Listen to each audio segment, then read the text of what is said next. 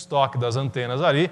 Eu trouxe alguns julgados aqui que mostram exatamente a caracterização do constrangimento ilegal. Cárcere privado, colocar a pessoa dentro da sala, né? Então é importante encaminhar a pessoa para um local reservado, né? Deixar a porta aberta, deixar uma testemunha lá do mesmo sexo, ok? Não vai deixar objeto cortante, senão a pessoa vai se automutilar, vai falar que você que agrediu. Se tem um ambiente filmado, melhor ainda, porque você tem uma prova documental ali, exatamente que você não agiu com excesso. Agora, quando a pessoa... Bom, deixa eu concluir. O estelionato, né, é apresentar ali um documento falso, um cartão clonado, né? Você vai tentar ludibriar, enganar aquela pessoa exatamente que está te concedendo um crédito ou está te vendendo, né? Então, quando você age, né, de forma correta, esses crimes são afastados. Quando você aborda uma pessoa de forma indevida, aí é constrangimento ilegal, é lesão corporal, é calúnia, tá certo? Todos esses crimes que nós pontuamos aqui, né, eles são arrolados e são apresentados através de uma ação judicial. Quando você tem a seu favor uma abordagem correta, quer dizer, você aborda uma pessoa e a pessoa realmente não pagou o produto e você tem a prova contumaz, que é o produto sem pagamento, aí é bem discutível, né, teoricamente o direito está ao seu favor. Você não tem limites, né? O limite exatamente quando começa o direito do outro, mas você pode, né, exatamente, você tem a lei exatamente ao seu lado para você se defender. Então nós temos aqui o dano extrapatrimonial, que é ofensa a interesses não patrimoniais, provocados pelo ato lesivo, né? Abrange bens não patrimoniais, por exemplo, a honra, a imagem da pessoa.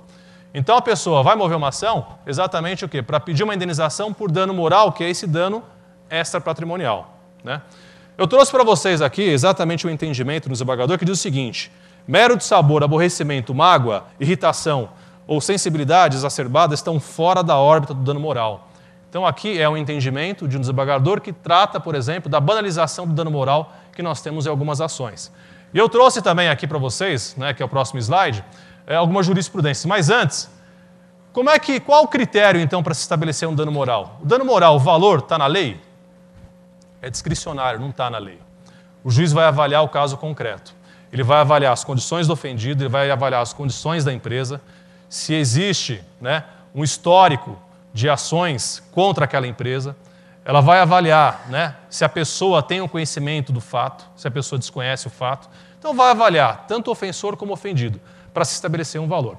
Agora, o que a gente percebe é um movimento muito grande em cima do quê? Das ações leves, porque eles procuram juizados especiais, conhecidos juizados de pequenas causas, que permite receber ações de até 40 salários mínimos, não é isso? Cujo procedimento é mais rápido. Lembrando que até 20 não precisa nem de advogado. De 0 a 20 não precisa de advogado. De 20 a 40 há necessidade de ter um advogado. E aqui, para contribuir, tem duas jurisprudências. Uma favorável, que diz o seguinte: inexiste abordagem agressiva ou deselegante por parte dos prepostos da ré, o simples fato de disparar o alarme antifurto no momento da saída do consumidor da loja. Não é situação por si só para caracterizar dano moral. Situação em concreto que se amolda como mero dissabor, não suscetível do quê? De indenização. Então, é uma jurisprudência que vocês podem utilizar a favor de vocês.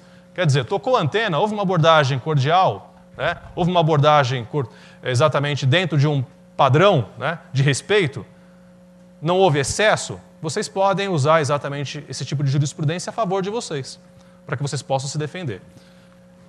Agora, existe uma outra também, que é desfavorável, que diz o seguinte: é abusiva a conduta da ré, que submete os autores à verificação das compras adquiridas e conferência com a nota fiscal, diante de números curiosos, em função de ter soado o alarme quando deixavam o estabelecimento. Quer dizer, tocou a antena, aí fica aquela dúvida.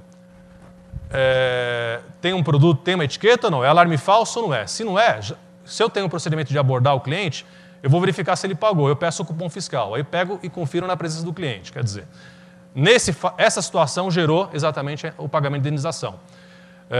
Você tem que ter alguns procedimentos para você abordar. Você tem que ter a tal da abordagem preventiva que a gente vai falar aqui. A questão é, qual o limite?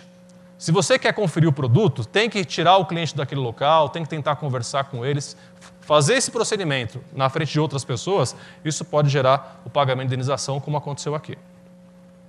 Então, nós temos algumas situações, aqui o furto externo, que é o furto praticado por clientes, pode ocorrer ocultação de produtos, troca de etiqueta, simulações de troca, quer dizer, a pessoa pega um produto da área de vendas e vai trocar, nem compra, é o famoso esquentar a venda, você pega um produto da área de vendas, né, pega o produto e vai lá, quero trocar esse produto. Se a empresa não solicita um cupom fiscal, por exemplo, se é uma regra, se é uma prática comercial, você acaba tendo um prejuízo na situação. Substituir produto por outro, a pessoa entra com chinelo e sai com um tênis Nike, ok? Produto não registrado, subescaneamento, fraude em provadores, quadrilhas, estelionato, degustação. Né? Então, nós temos aqui várias situações. Então, ocultação, você tem lá a pessoa colocando o produto dentro da bolsa, como eu acabei de dizer, isso não é crime. Tá certo? Você vai usar uma prática preventiva de oferecer uma sacola, de oferecer um carrinho, de oferecer uma cesta, mas não vai pedir para a pessoa pagar. Você não pode obrigar a pessoa a pagar. Trocar a etiqueta, né? Troca uma etiqueta por outra, os colegas trouxeram alguns exemplos aqui. Fraude em provadores, não dá para colocar a câmera no provador, né? Então você tem que ter procedimento de entrada e de saída do provador, quer dizer, a pessoa está entrando com X peças no provador, com quem trabalha com confecção, você tem que ter o controle da quantidade das X peças, de 5 peças da entrada, 5 peças na saída, e vai verificar se o produto, quando entrou, tinha etiqueta de alarme, e quando saiu, também tinha etiqueta de alarme. Aí nós temos aqui, é importante a gente identificar e mapear, né, tipos de furtante. Furtante ocasional é aquele cara que compra 2 e furta 1. É aquele que gasta R$1.000 de compras e está levando aquela Coca-Cola sem pagar. Você vai chamar a polícia? Está gastando R$1.000. A Coca-Cola tem o preço dela. Né? O que você faz numa situação dessa? Então, você tem que, lá no seu mapeamento, você vai identificar que furtante que é, para que você possa realizar uma abordagem para aquele tipo de furtante. Então, o ocasional é aquela pessoa que é cliente regular e que está comprando o produto e quer levar de brinde. Então, até onde vai o seu procedimento de abordagem? Ele tem um limite. É diferente, por exemplo, de um possível, que é mais o cleptomaníaco. Né? Aliás, o pobre ele tem a característica de ser furtante e o rico de cleptomaníaco, não é isso? Na verdade, para mim, todos são furtantes. Né? Então, como é que você vai agir numa situação dessa? Né? Esse caso aqui, você quer chamar a polícia para poder disciplinar? Se é uma pessoa que vem sempre furtar na sua loja? O profissional nem se fala, é a quadrilha. Esse 100% das vezes você quer chamar a polícia. Aliás, chamar a polícia é uma decisão que deveria ser geral, mas muitas vezes a gente percebe que isso pode gerar um certo desconforto, né? Porque a ausência de pessoas que vão ter que fazer o registro, vão ter que ficar fora da delegacia, enfim. Mas, seguindo rigorosamente, né, o que a lei determina, nós temos que realmente registrar todas essas situações. Então, é importante você identificar que tipo de furtante para avaliar qual abordagem que você vai fazer para cada tipo.